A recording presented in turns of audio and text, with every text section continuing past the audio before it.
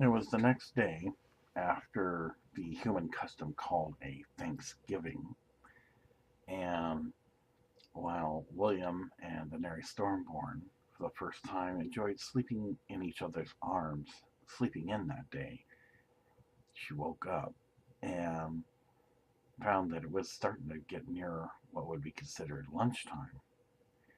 I don't believe this. I've overslept.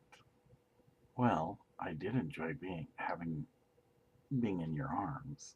Yes, but I am a queen of the House Targaryen um, here in Marine, and one of my status is not supposed to sleep in. Well, it was probably because of the feast. Yes, and I could see where one might think I was lazy. Well, I don't think you're lazy. Well, thank you, William. Um, and you say you only do this once a year. Yeah, um, at least that's the custom in the world I come from, known as Earth, from the country that is not a kingdom, um, United States of America. Well, I guess this is a custom that it will take me a while to get used to. I'm not sure if we'll do this again, but since our years may be longer than yours, it might be some time before we do this again. I understand. So they get up, they get dressed, and they go to the dining hall and start to eat. You know, Daenerys, in my world, when one wakes up late and they haven't had their breakfast and it's near lunch, we occasionally call this brunch. Brunch, as in what? Well, it's like you're having your breakfast, but it's also near lunch, so it's like breakfast and lunch makes brunch. I see. You have a play of words. Well, no, that's just something it's not popular, but it's something that has been accustomed to being called. Okay, so we're having brunch. Yes. She kind of smiles a little bit about this. All right, William. I think it's time we need to get to class. You're not that I don't mind our conversation, but I think you've got lots of time on your hand to be thinking and bringing these human custom of yours to my attention. But it's okay, I accept this. So they finish having what William, Bruce Targaryen, who sits at the right hand following in her stead, her human husband, calls brunch. They leave the dining hall then, and eventually make their way past the staircase that leads to another library with the Targaryen flag, and into the Hall of Genealogical Records. This here, William, is going to be the second Blackfyre Rebellion. She then hands him the scroll. As I said, the first one was quite a bloody and tedious battle because he was a direct descendant from former King Aegon IV. Um, but Daeron II, coming from House Blackfyre, he did not have the talent for war, and it was his own undoing. Do you understand what I'm saying? Yes, he didn't plan well. Yes, exactly. Had he planned better, he would have not attended such festivities and got sidetracked, and perhaps he would have had the throne. But he was kind of aloof, and enjoyed the company and pleasures of men rather than women. Oh, one of those. Yes, well, under normal circumstances, William, Targaryens do not um, support or condone such actions because to us it's unnatural. Because again, as I had told you when you first came in our world, we don't have no shame in our world as long as it's in the right areas and appropriate. For example, you would never catch me walking nude in the palace. Well, not that I'd mind. I think you would look very beautiful nude in the palace. I shakes her head with a smile. Oh, William, let's not go there. But you speak strangely, and I do delight in these strange times when you speak strange words to me.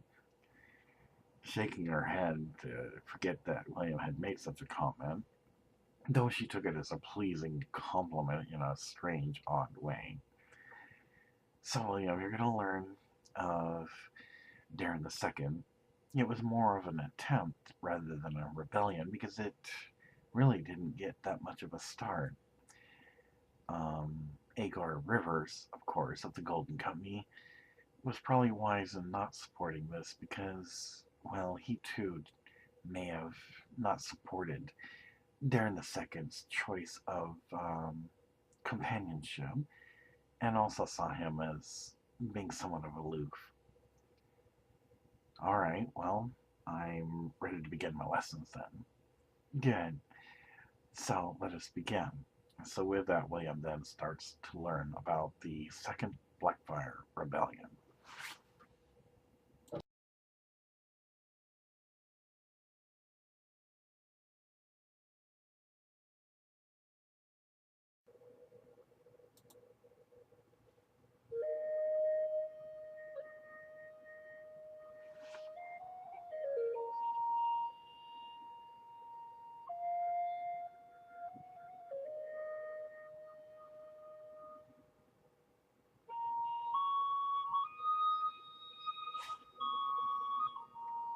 King Aerys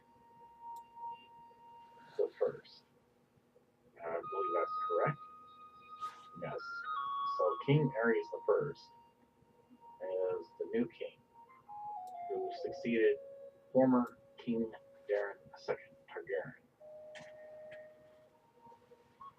Aerys' reign began during the Great Spring Sickness, and at its start suffered a great drought. The new Grand Maester was also elected and said to be involved in sorcery. It was widely held that travel was less safe during the reign of Aerys than under his father Daeron II's.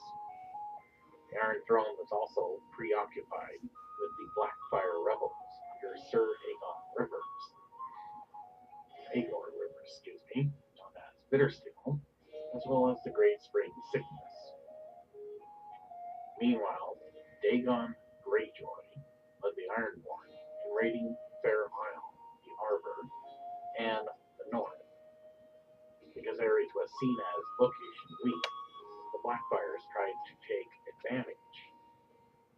Lord Gorman Peak, a Blackfyre loyalist, smuggled Daemon II Blackfyre across the Narrow Sea and attempted to gather support for an insurrection, the Second Blackfyre Rebellion. Thanks to Bloodraven's network of spies and the actions of Sir Duncan the Tall and his squire, this rebellion, at the White Walls tourney, ended with relatively little bloodshed.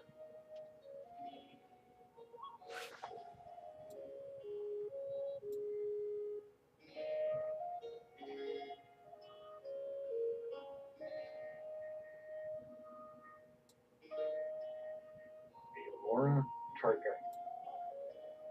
As we had already briefly touched on, Elaena Targaryen, the Princess Elaena, was the daughter of Prince Rhaegal Targaryen and Lady Alyssa Aerys. She had a twin brother, Aelor, to whom she was married, and a younger sister, Daeron. In history, Laura was married to her twin brother, Prince Aelor. Laura caused Aelor's death in a mishap in 217 AC, which left her mad with grief. Later, Laura took her own life after being attacked at a ball by three men known as the Rat, the Hawk, and the Pig.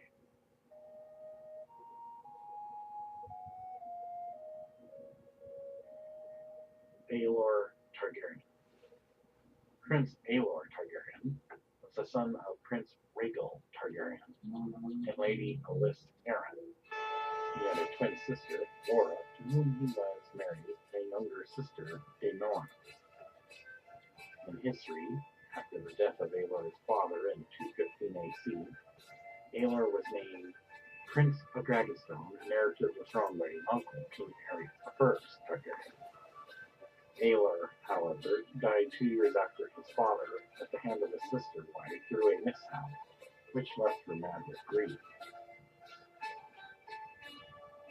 As also an extra side note, the trio that had caused her to commit suicide, though not proven in as merely theory and conjecture, were hunted down like dogs and executed for their part in the trio rebellion.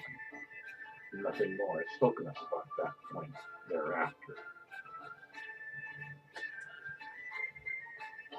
Daeron Targaryen. Princess Daeron Targaryen was the daughter of Prince Rhaegal Targaryen and Lady Aerys Targaryen. She had an older brother and sister, the twins Taylor and Alora. Daeron was married to her cousin Prince Aerys, son of Maekar I Targaryen, not to be confused with the former king Maegor I Targaryen. In history, Daeron was the youngest child of Prince Rhaegal Targaryen and his wife, Lady Aerys Targaryen. She was married to her cousin Prince Aerys Targaryen at an unknown point in time. Together they had one son, Prince Maegor, who was born in 232 AC. His claim to the throne was disputed by the Great Council of 233 AC.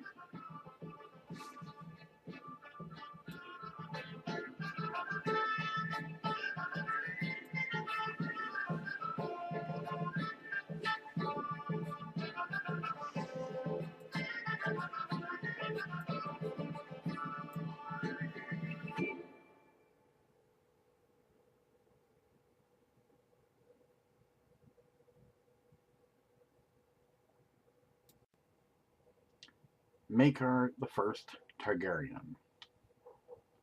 Maekar I Targaryen again is the let's see, fourth son of former King Daeron II Targaryen. Tourney at Ashford. In 209 AC, a tournament was held in Ashford. Maegor attended to see his sons Daeron and Aerion compete, and his fourth son, Aegon, was to squire for Daeron. Unfortunately, the tourney at Ashford Meadow proved disastrous for Maekar and his sons. Daeron drank himself into a stupor before reaching the tournament. Aegon joined the service of the Hedge Knight, Duncan the Tall, in disguise as Egg, and Aerion shamed himself during the joust by deliberately killing his opponent's horse. When Dunk attacked Aerion to defend an innocent puppeteer, and Aerion demanded a trial by combat, Maekar supported Aerion's call for vengeance, as well as Daeron's accusation that Dunk had kidnapped Aegon. During the trial of 7, Maekar came to blows with his brother Baelor, who fought for Dunk, and delivered a lethal mace blow to Baelor's head. Baelor survived the trial, but died soon after taking off his helmet. Maekar suspected that he would thereafter be held in suspicion as a kinslayer. Dealing with the problems of his sons, Maekar banished Aerion to the Free Cities and offered Dunk a position in his personal guard to serve as a role model for Aegon. After Dunk refused, Maekar allowed Aegon to accompany Dunk as his squire. Maekar made Aegon promise to keep his hair shaved or dyed to remain incognito, and also gave him a signet ring with his personal seal for his protection in case of emergencies. Later in life, in the Great Spring Sickness of 209 AC, King Daeron and the sons of Maekar's brother Baelor died. Maekar's brother succeeded to the throne as Aerys I Targaryen and appointed their bastard uncle Brynden Bloodraven Rivers as Hand of the King. Maekar had expected to be appointed Hand, and could not get along with Lord Bloodraven, so he withdrew from court to his residence at Summerhall. After the accidental deaths of Daeron's third son, Rhaegal, in 215 AC, and Rhaegal's son, Aelor, in 217 AC, the childless king Aerys recognized his sole surviving brother, Maekar, as his heir, and Maekar became Prince of Dragonstone.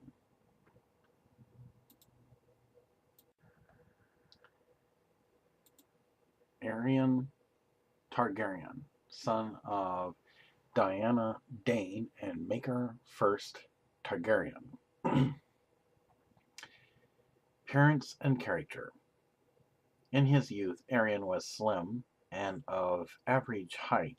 He had curly silver gold hair, deep violet eyes, and pale skin. Aerys' face was sculptured and imperious, with a high brow, sharp cheekbones, and a straight nose. He frequently wore clothing as bright as fire, in red and yellow and gold. Aerys was one of the most outstanding examples of the madness that can hit the members of House Targaryen. Cruel and arrogant, he thought he was a dragon in human form. Reportedly, he was a dabbler in the black arts. Aerys was despised by his brother Aegon. Aerys threw Aegon's pet cat down a well, though he claimed otherwise. But Aegon believed Aerys was an inveterate liar. Aerys once visited Aegon in his bedroom during the dead of night and put a knife to Aegon's privates and joked about removing his genitals so he would become a sister he could marry. According to Raymond Fossaway, the prince was all smiles and courtesy in front of his father, but his true nature showed in front of others. Aerys' brother, Daeron, called him quite the monster, quote unquote. In history, Aerys was born the second son to Prince Maekar Targaryen and his wife, Lady Diana Dane. He had one older brother, Daeron, two younger brothers, Aemon and Aegon, and two younger sisters, Daela and Rhea. Aerys owned a dragon egg that was gold and silver. Ashford Tourney. In 209 AC, Aerys traveled to Ashford for the tourney at Ashford Meadow, where he mistook Sir Duncan the Tall for a stable boy, ordering him to take his horse.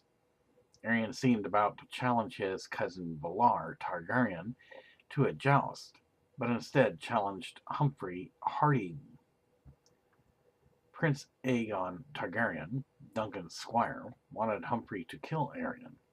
Aerys lowered his lance and impales Humphrey's horse, injuring Humphrey's leg and leaving his horse to die in agony, which Aegon considered to be intentional.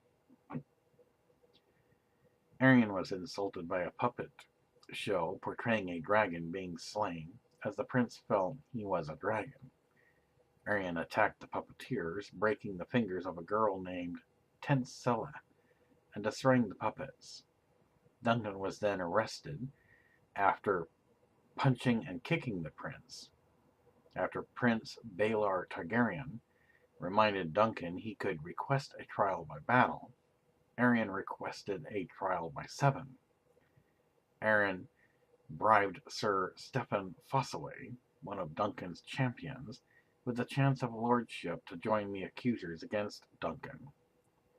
Joining Aerys was his brother Daeron, his father Prince Maekar, and three knights of the King's Guard, William Wild, Donald of Duskendale, and Roland Crackhole. Aerys' uncle, Prince Baelor, joined Duncan's side. During the trial, Aerys put his lance through Duncan's side and struck him from the saddle with a morning star. Duncan refused to yield and used his skill as a brawler from Flea Bottom to beat the prince down. Duncan forced Aerys to repeat his submission before Lord Ashford, ending the threat to Dunk's other champions. Baelor died from wounds sustained in the trial, however. After the conclusion of the tournament, Maker sent Aeryn to Lys. Daeron Targaryen, son of Diana Dane and Maker I Targaryen. In appearance and character, Daeron had sallow skin, sandy brown hair, and a blonde beard. He was not much of a knight, disliking horses and swords. In history, Daeron was born the eldest child of Prince Maekar Targaryen and his wife, Lady Diana Dane. He had 3 younger brothers, Aerion, Aemon, and Aegon, and 2 younger sisters, Daela and Rhea. Ashford Tourney. Prince Maker sent his sons, Daeron and Aegon, to the tourney at Ashford Meadow, hoping they would outshine the sons of his brother, Baelor Breakspear. Stealing away from their escort, Daeron shaved the head of Aegon, his squire, to hide his Targaryen features. Drinking at an inn, incognito, he encountered Sir Duncan the Tall and told him he had dreamed of him, ordering Dunk to stay away from him. Aegon, who wanted to participate in the tourney, stayed incognito as Aeg, and asked Dunk if he could be his squire. Though Dunk denied him then, Aegon left the inn and followed him to Ashford. Maekar sent Sir Roland Crechall of the King's Guard in search of Daeron and Aegon, then left Ashford to search for them himself. When Daeron was found, he told his father that a huge robber knight made off with Aegon, and that he spent the whole time pursuing them. This lie added evidence against Dunk after he was arrested for assaulting Aerys Targaryen. Daeron apologized to Dunk for lying, saying he had not noticed Aegon was gone. He also said he had dreamed a great dragon would fall on Dunk, dead, but the knight would walk off alive. Daeron did not know what it meant, but that his dreams came true and that he was frightened of Dunk. Daeron also told Dunk that he would not fight, and after the first charge in the trial of 7, he would stay on the ground and would also withdraw his accusations. In the trial, Daeron was unhorsed by Sir Robin Riceling, and did as he had promised, staying on the ground. His own horse stepped on him, possibly breaking his foot, but otherwise he was uninjured. Nevertheless, it turned out that Daeron's dream was a true prophecy, as Prince Baelor died in Dunk's arms. Aemon Targaryen, son of Diana Dane and Maekar I Targaryen. In appearance and character, an ancient man of 100 years old at the beginning of a song of ice and fire. Aemon is bald, wrinkled, shrunken, and blind. He speaks softly, but his counsel is so valued and respected that many fall silent to hear it. Despite his age, his mind is still sharp as is his hearing. Aemon is a wise, humble, and capable man.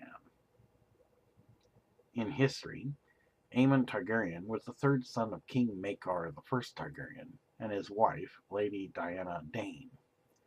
He was named after his great-great-uncle, Prince Aemon, the Dragon Knight, by his grandfather Daeron II Targaryen. At this time, King Daeron II had 4 grown sons, 3 sons of their own, and so felt that having too many potential Targaryen heirs was dangerous, and sent Aemon to the Citadel around the age of 9 or 10. At one point after his younger brother Aegon V became the squire of the hedge knight Duncan the Tall, the pair visited Aemon in Old Town. Aemon measured Duncan's height. Daela Targaryen, daughter of Diana Dane and Maekar I Targaryen.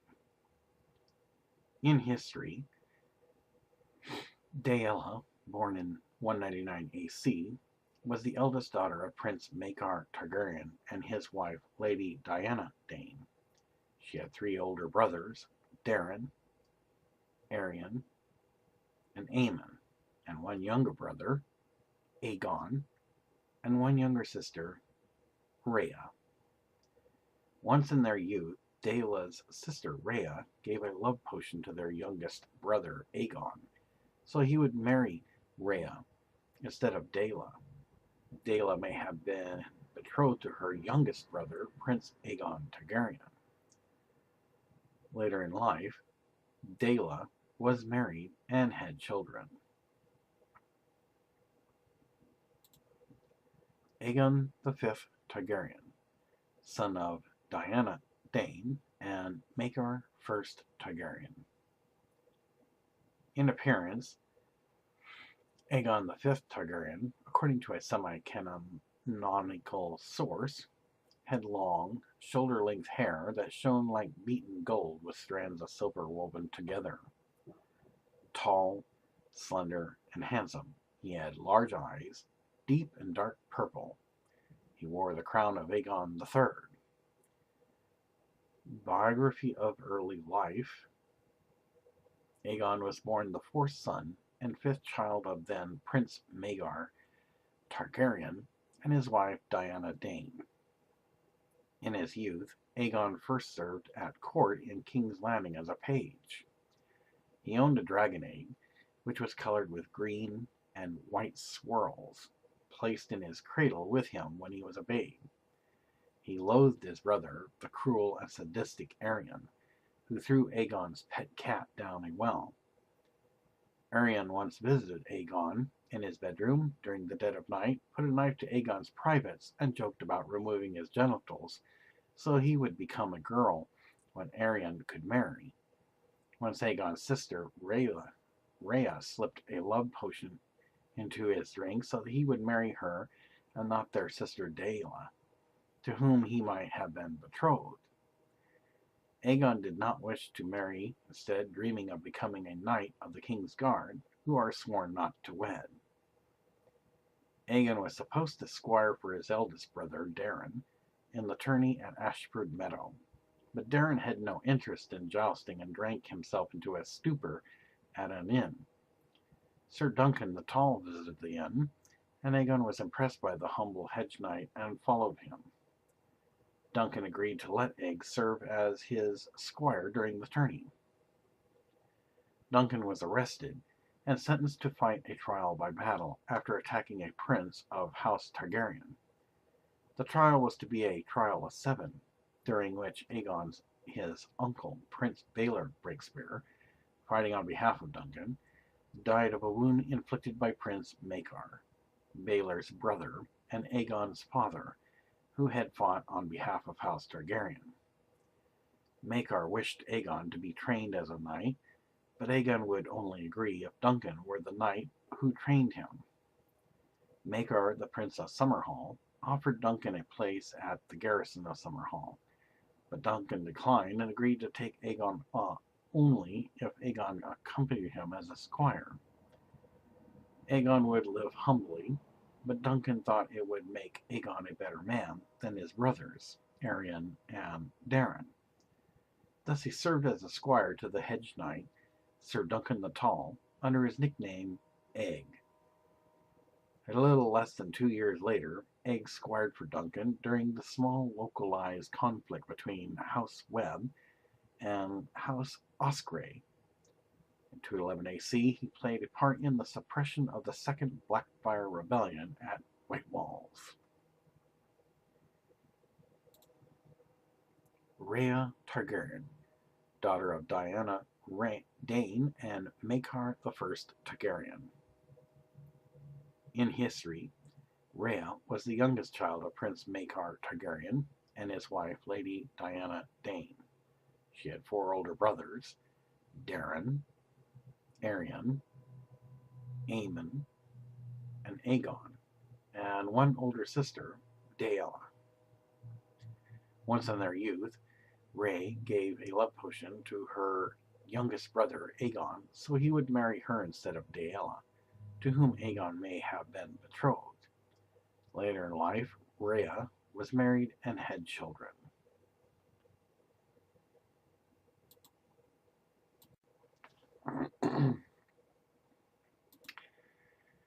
Elaena Targaryen, daughter of former King Aegon III Targaryen and Daeron Valaryon. Elaena Targaryen, whose true love was Alyn Valaryon, had began waiting for the return of her true love, Alyn Valaryon. Not that she didn't love her first husband, Ossifer Plum, though he died, as they say, by seeing her naked. And Viserys Plum, though questionable whether it was Aegon IV that got her pregnant as she allowed it, though nobody dared to say that to her, or if Ossifer Plum successfully got her pregnant, but the sight of her being naked caused him to have a heart attack. Maybe the guy was a lot older than we thought. His heart couldn't handle it. In any case, it's a joke that kind of stays within the palace, not to get around to Elaena, because she might take great offense to it. And then, of course, there was Ronald Penrose, who had at least 4 daughters, no sons, and apparently Ronald had passed on. So she did love each of her husbands, but because she knew Alyn Valaryon the best, this was her true love. So even now that Aerys I Targaryen has taken the Iron Throne of Swords for the realm of the kingdom, since the passing of now former King Daeron II Targaryen, she continues to wait for her true love to return from sea from his great explorations, possibly to hear the tale of what he has seen. And so her wait continues, day in and day out. In the meantime, Robin Penrose was a member of House Penrose and the son of Ronald Penrose and his wife, Elaena Targaryen. Though not much is said about Robin being the firstborn, it's not documented as to whether, I don't know, he was a son. Okay, some people think Robin is a daughter. Sorry, I hope they're not going to fire me as palace historian for that goof up. Anyway, so Robin, a gentleman, though nothing shows where he had children or got married, possibly married a commoner, who knows. But because family values are practiced, one can only believe in theory and conjecture that he visited his mother, Elaena Targaryen, who is waiting for her true love, Alyn Valaryon, to return from sea of his great exploration. Elaena Penrose. Elaena Penrose was a member of House Penrose and the daughter of Ronald Penrose and his wife, Elaena Targaryen. Like the brother Robin, Elaena would have visited her mother frequently, knowing that her mother, Elaena Targaryen, is waiting for her true love to return from a great sea expedition of exploration. And it is also noted that Elaena may have even spent time with her mother more often than her other siblings, either doing studies and keeping her mother company because her mother is now alone and still waiting for her true love to return from the sea. Jocelyn Penrose. Jocelyn Penrose was a member of House Penrose and the daughter of Ronald Penrose and his wife, Elaena Targaryen. Jocelyn, much like her brother Robin and Elaena, is not documented to having gotten married or having any children. Because again, maybe they married commoners. In any case, she also would have upheld family values in theory and conjecture, and probably visited her mother knowing that her mother is waiting for her true love Alyn Valaryon, to return from his great expedition at sea of great exploration and to hear of his great tales of the sights and wonders he has seen.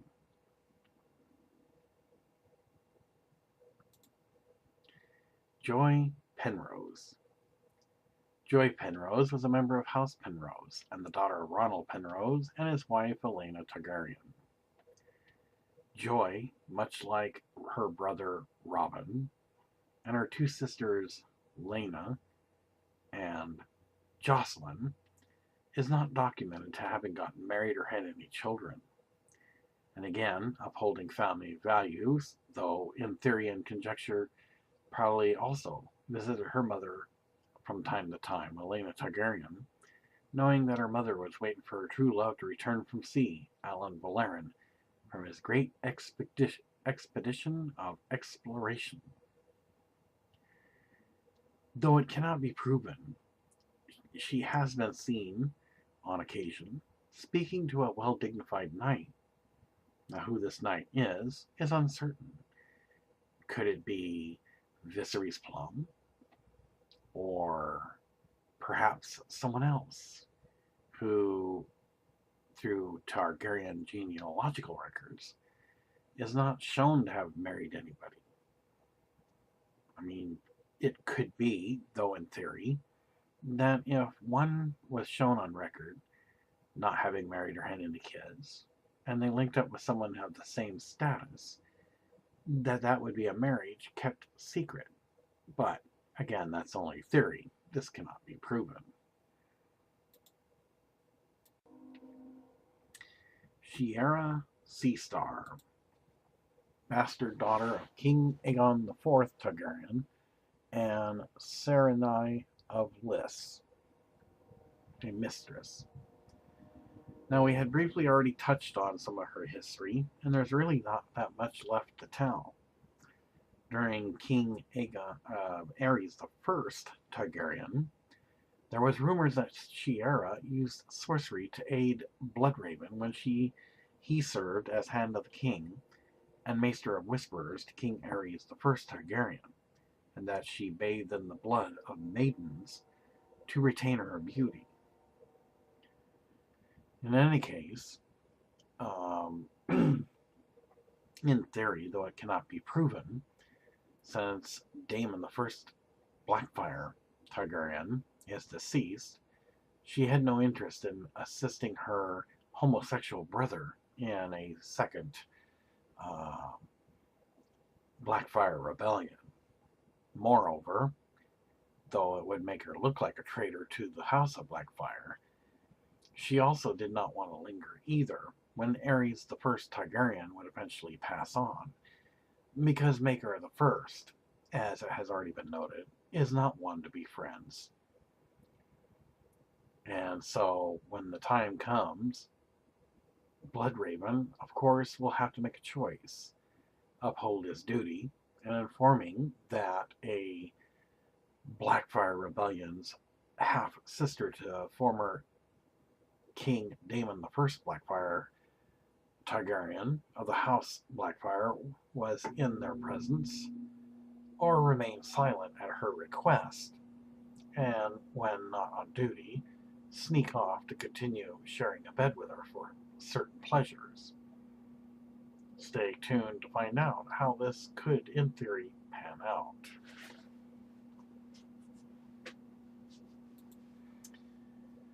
Brynden Rivers Targaryen, son of Aegon IV Targaryen and Melissa Blackwood, a mistress.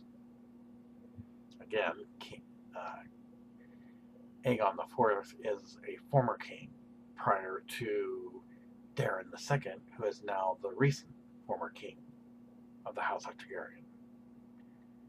Reign of King Aerys I Targaryen. In 209 AC, Rivers became a Hand of the King, surviving throughout the reign of his nephew, King Aerys I Targaryen.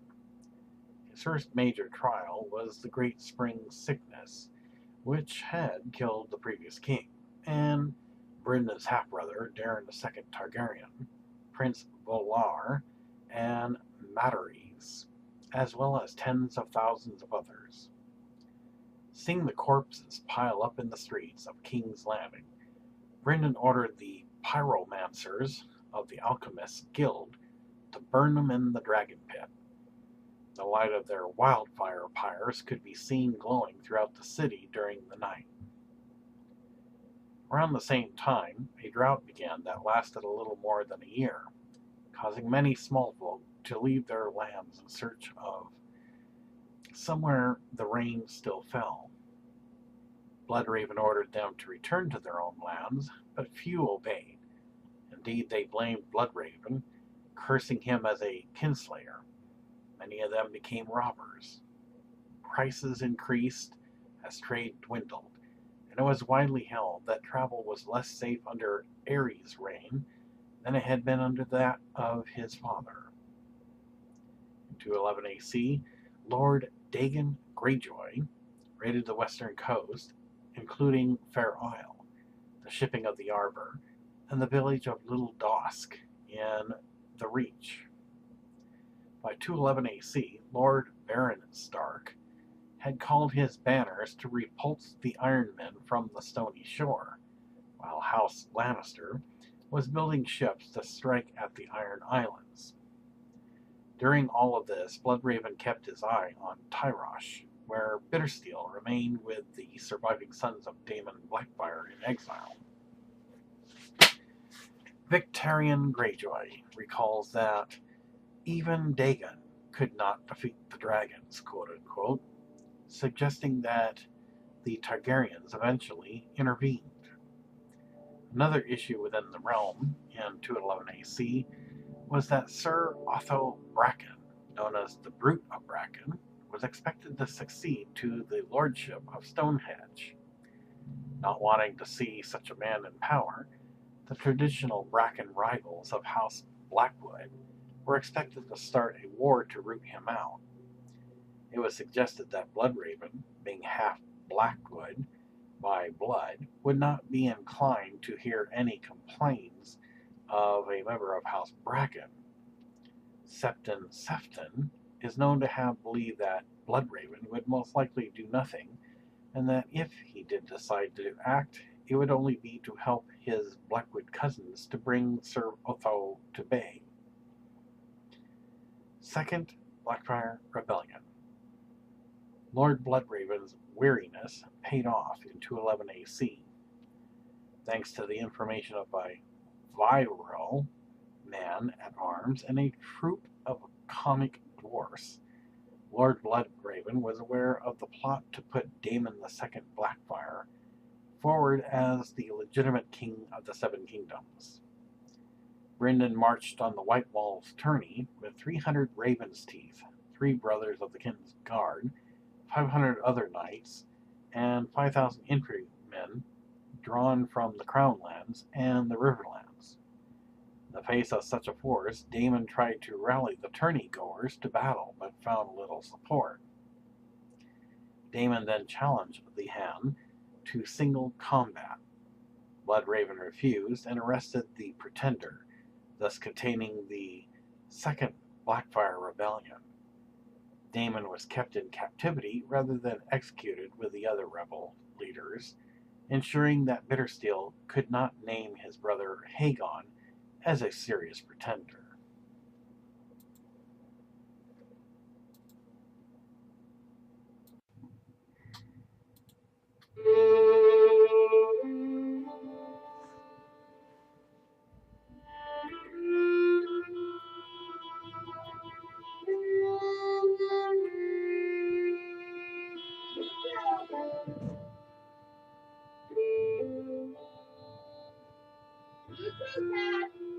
Mm-hmm.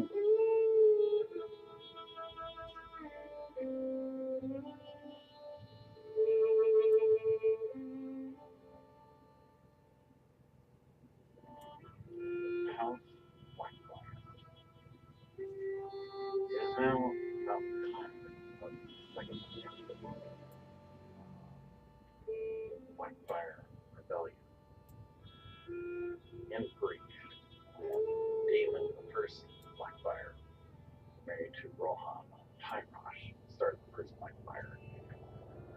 quite a lengthy and tedious battle, very bloody and aggressive. Daemon, the first Blackfyre's sons, Aegon and Aegon, were both twins, fought the first Blackfyre, and he celebrated the dragons. The new king of House Blackfyre, Prince and heir claimant to the Iron Throne of Swords for the realm of kingdoms, is Daemon, the homosexual. So Daemon then prepares to make his way to invade King's Landing to have the Iron Throne of Swords for the realm of kingdoms, based on the first claim made by Daemon, the first Targaryen.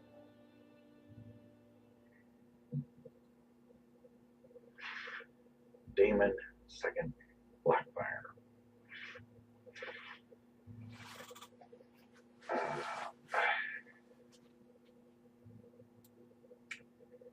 Unfortunately, it seems that somehow the records got mixed.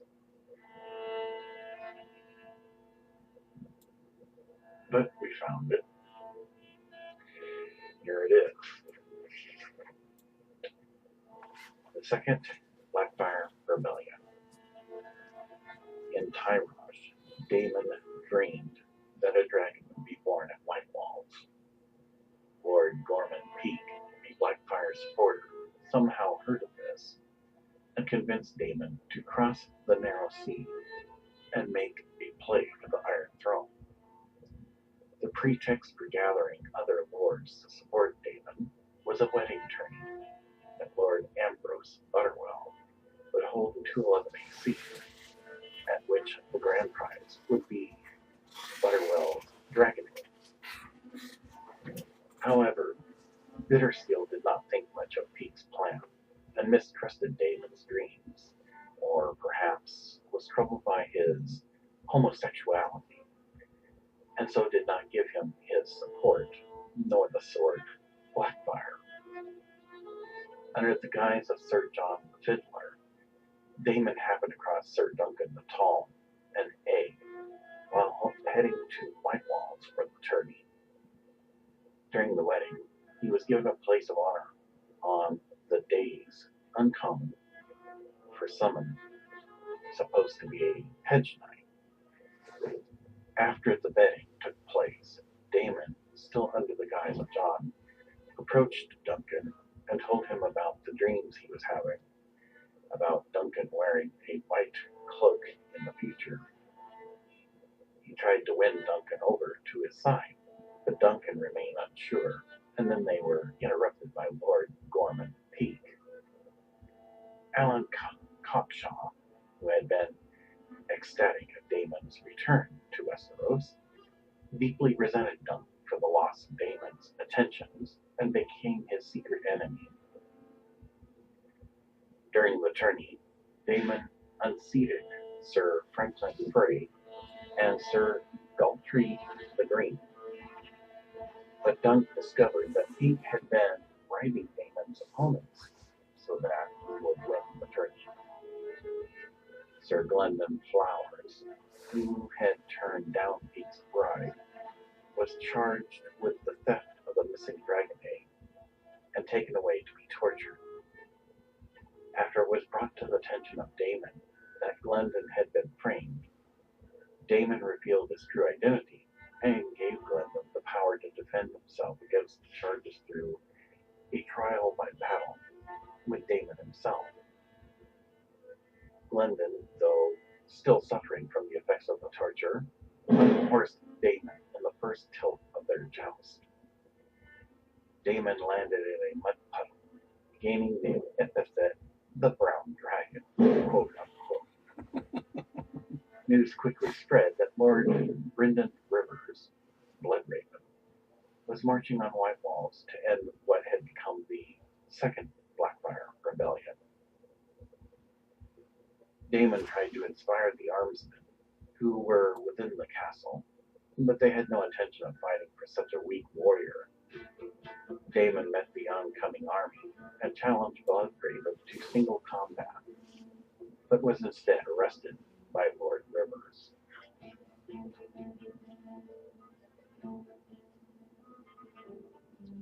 Aegon I, Blackfyre Targaryen, married to a woman of Myr, though they had their first son, Daemon III Blackfyre Targaryen. They now had another son whose name had been kept from the records for his own identity protection. This son, of course, would be a very good spearman and always hit his mark. And so this unknown second son becomes the new son, the second born of Aegon I Blackfyre Targaryen.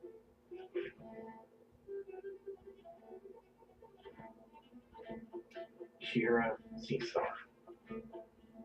Again, Shiera Seastar, though she has her own seagull, though very temporary compared to that of House Blackfyre, which was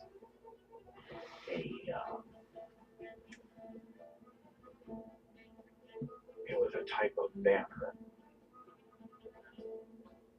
that showed a red dragon with two waterways below and a dark blue star to the right corner.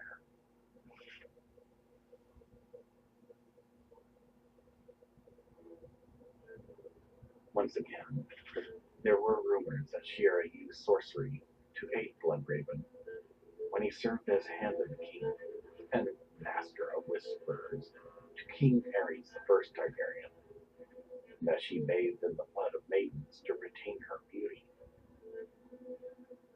As a forethought, perhaps she too, being that though she had many lovers, was not one who supported homosexuality either, and because her brother Daemon I Blackfyre Targaryen had already been killed, she had no intentions of supporting Daemon II Blackfyre in his attempt for a second Blackfyre Rebellion, and so nothing is ever more said at this point in time.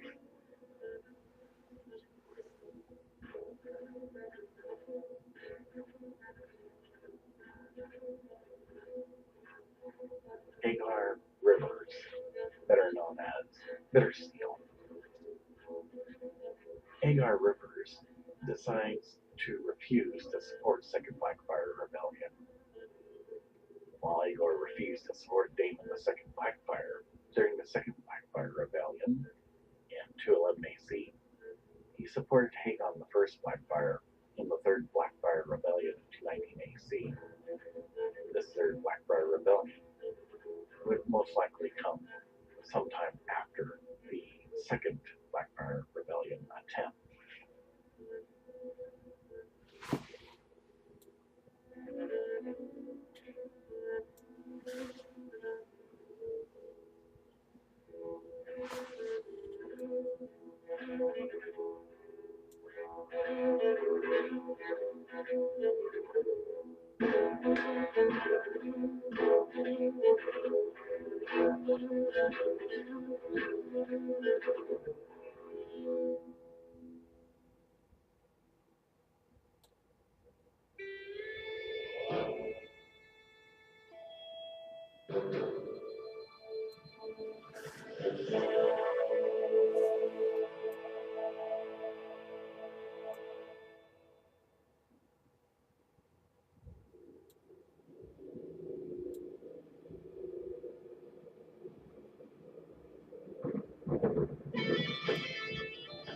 Second Blackfyre Rebellion.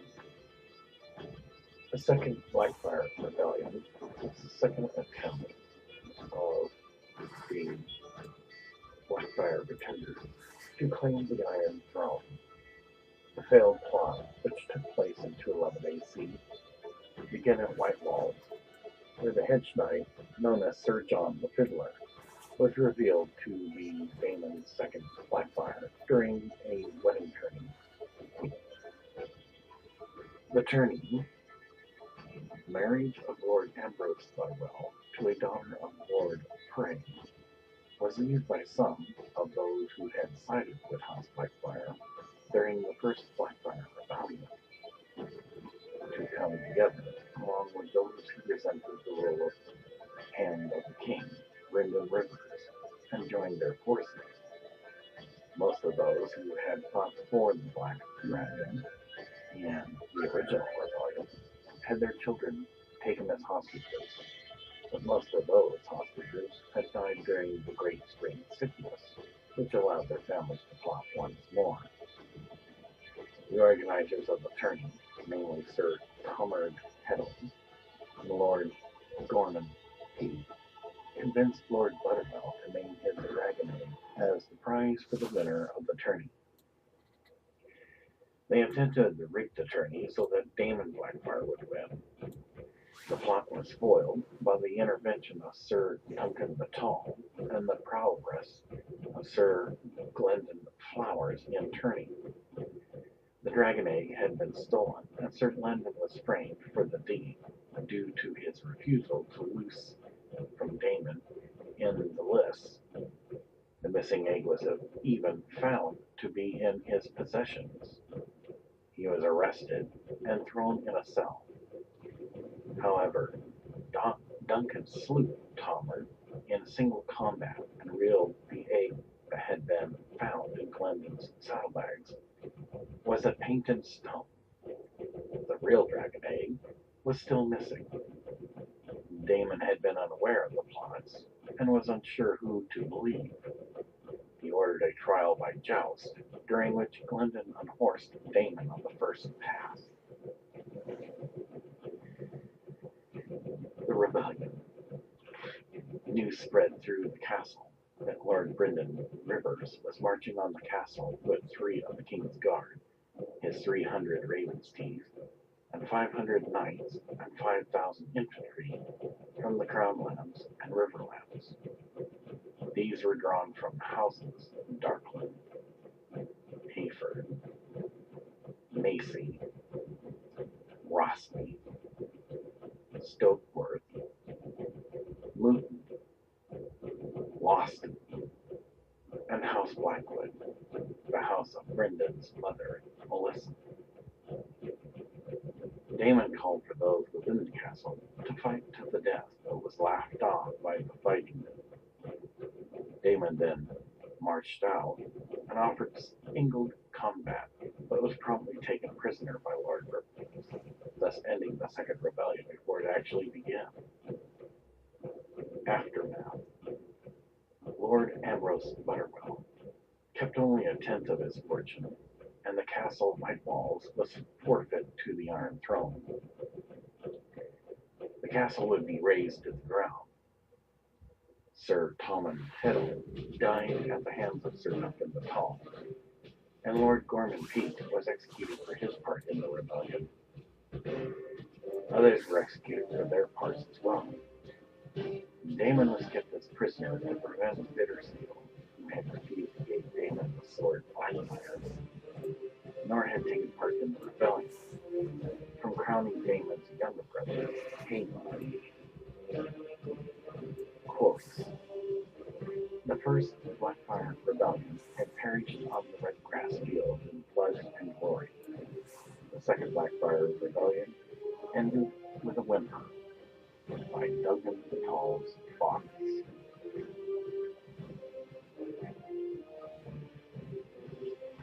Quotes by Daemon. Daemon, speaking to a squire, they cannot cow us, for our cause is just. We'll slash through them and ride hell-bent over the king's landing. Sound the trumpets. We'll make another red grass field today. The squire then reports back, piss on that, fiddle boy, I'd rather live. By Daemon and a squire. John speaking to Dunk, I dreamed that you were all in white from head to heel, with a long pale cloak flowing from those broad shoulders. You were a white sword, sir, a sworn brother of the King's Guard, the greatest knight in all the 7 kingdoms, and you lived for no other purpose than to guard, serve, and please your king. You have dreamed the same dream. I know you have. Duncan responds. It makes no matter what I dream. Only a king can make a King's Guard knight. John then replies, I suppose that means I'll have to take the throne. Then I would much rather be teaching you to fiddle. Daemon and Duncan the Tall. I will fight you, or the coward Aerys, or any champion you cared to name. Daemon to Brigid Rivers. This pale white castle, you, a dragon bursting from an egg. I dreamed it all, just as I once dreamed of my brothers lying dead. They were 12, and I was only 7, so they laughed at me and died. I am 22 now, and I trust my dreams. Daemon to Duncan the Tall. Quotes about Daemon.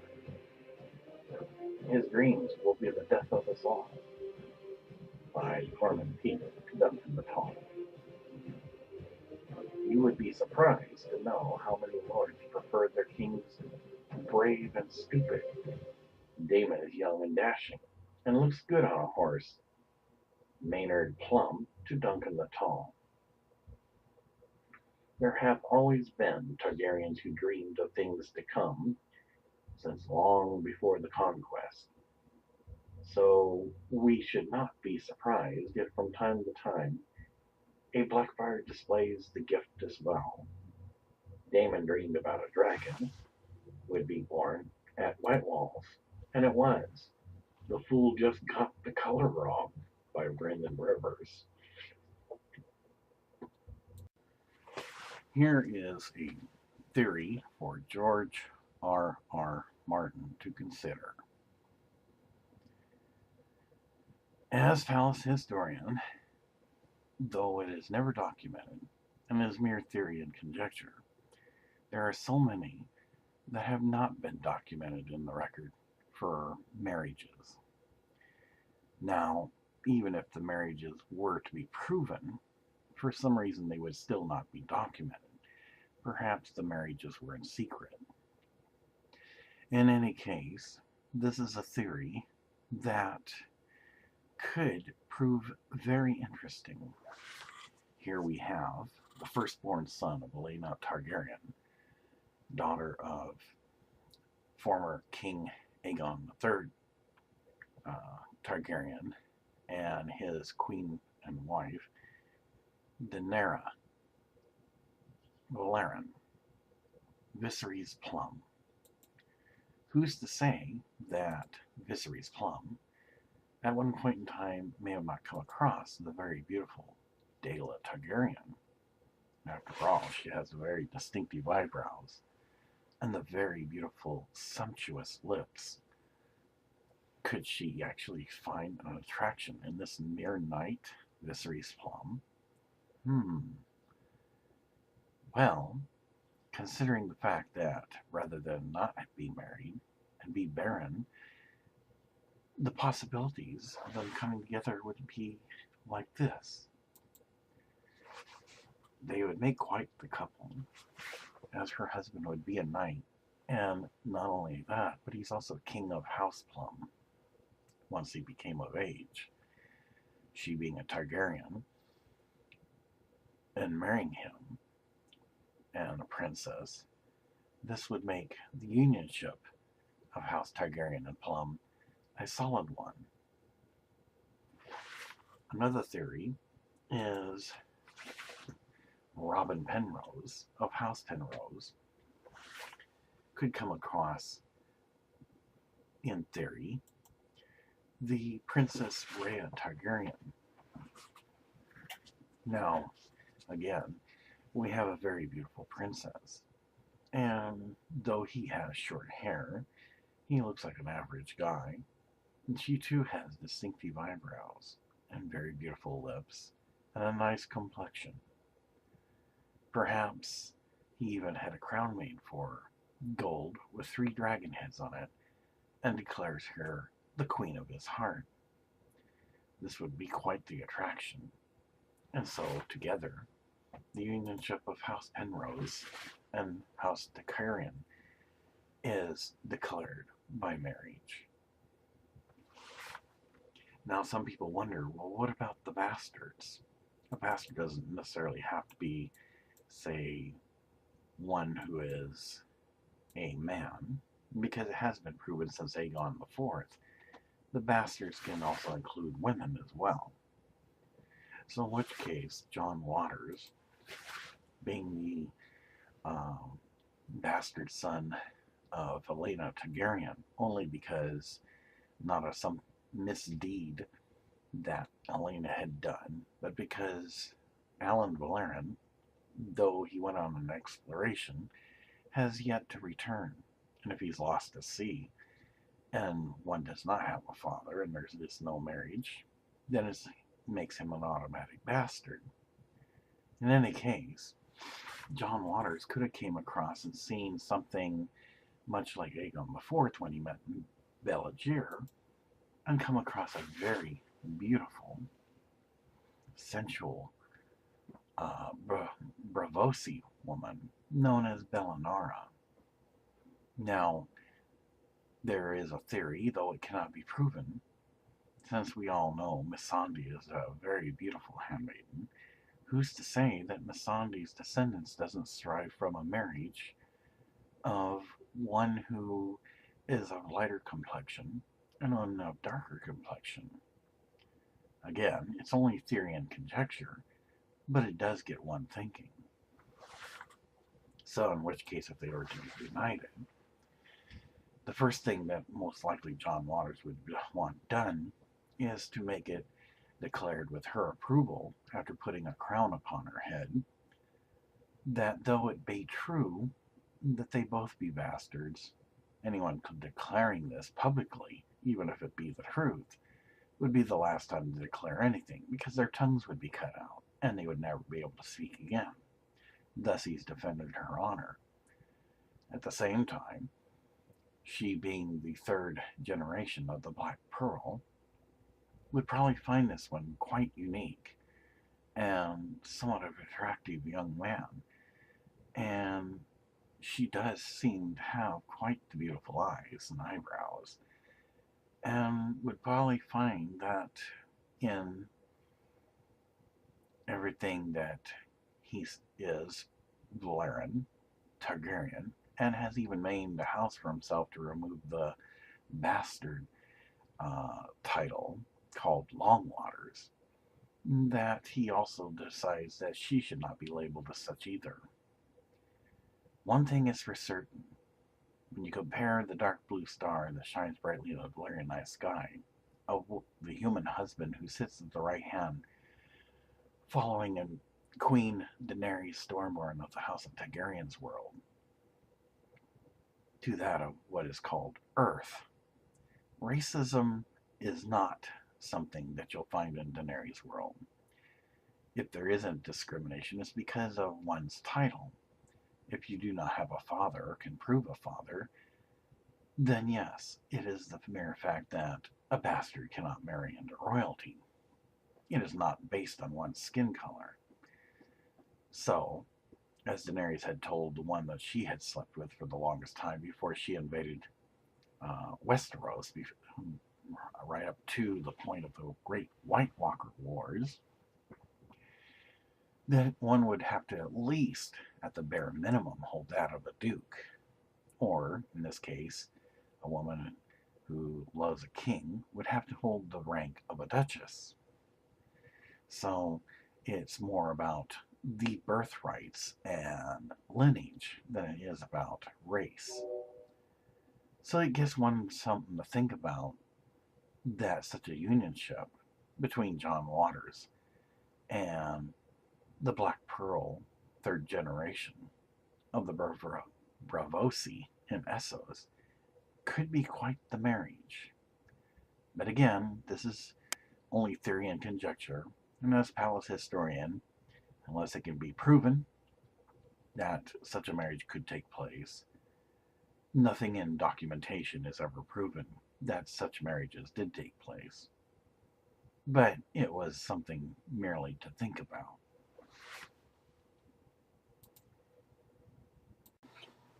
As William finished the um, next part of the scroll that dealt mostly with King Aerys the first Targaryen and the second, though attempted, Blackfyre Rebellion, William then um, seems to be delighted in some of the things regarding those who didn't have any possible records of getting married.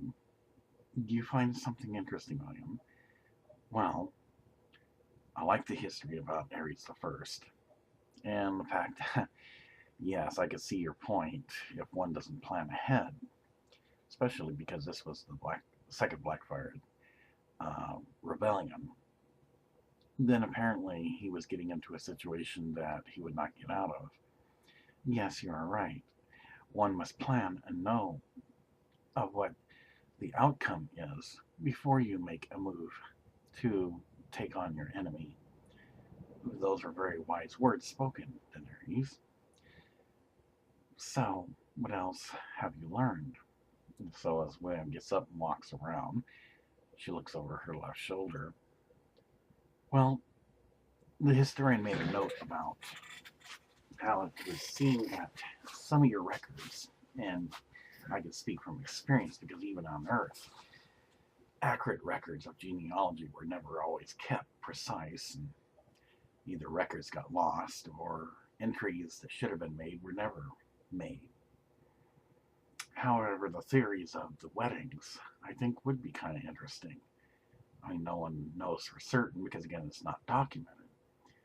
But in my world, I believe everybody deserves somebody. You know, even if you're rich, does not mean you're really happy. Money and wealth can be like what we call in my world a drug. It'll make you happy for a while, but unless you actually have the love of another, your wealth and riches you can't take with you when it comes time for you to go on to the next realm, the afterlife, as we call it. You speak much wisdom, William. Please go on. Well, I believe that one who is rich should not be so fearful and worried that a poor person may only want them for their money. That's not to say that there isn't those that are like that, but it's what's in the heart. Because your wealth and your money can never love you back, and you can't buy love. So therefore, if there be someone like myself when I came into your world who has true feelings, unless you actually speak to them in person, not by a mere note carried by a raven or messenger, but to actually meet the person face to face, how can you actually fairly judge that the person only wants you for their wealth? Perhaps they may only want your heart. And so this is what you wanted when I found you on the beach. Well, as I said before, we had gotten married in our historical marriage, Daenerys. I am not concerned about your fame and fortunes and your victories, your wealth, and your riches. It was scary because you being a queen and me being, well, she kind of finds this a little bit funny. Yes, you seem very worried and concerned about this, and I could sense this, but I didn't want to scare you off, so I, as much as I wanted to, had to hold back until I knew you were ready, William. Well, I have, of course, I'm sure you already know this, had feelings for you. But I didn't want you to think that I was after you for anything to gain, like your wealth or anything like that. To have one's heart, in my personal belief, I'm rich already. I mean, it's true that when one gets married, that what is yours by marriage tradition automatically becomes theirs, and what is theirs by marriage tradition automatically becomes yours, because that's how a marriage works. But I overlook the material things because that's all it is. Wealth and fame and fortunes is just materialistic. To have your heart, I'm a rich man already. So even if you didn't give me an allowance or what have you, I'm sure you wouldn't just let me be sick and die. I mean, if I'm sick, you would get me medicines or whatever. And if you decided to share what you have with me, then that would be fine. But even if you didn't, to have your heart, I'm a rich man already, Daenerys.